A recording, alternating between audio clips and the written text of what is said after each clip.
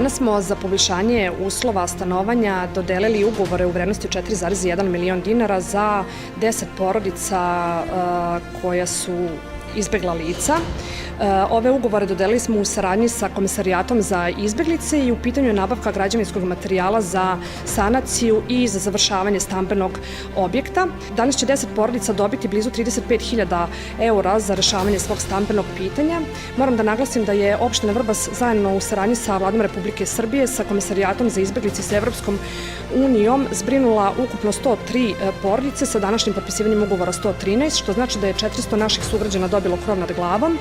I svakako da opština Vrbas i Vlada Srbije još jednom su potvrdili zajedničku posvećenost stvaranju uslova za bolji i kvalitetniji život naših sugrađana.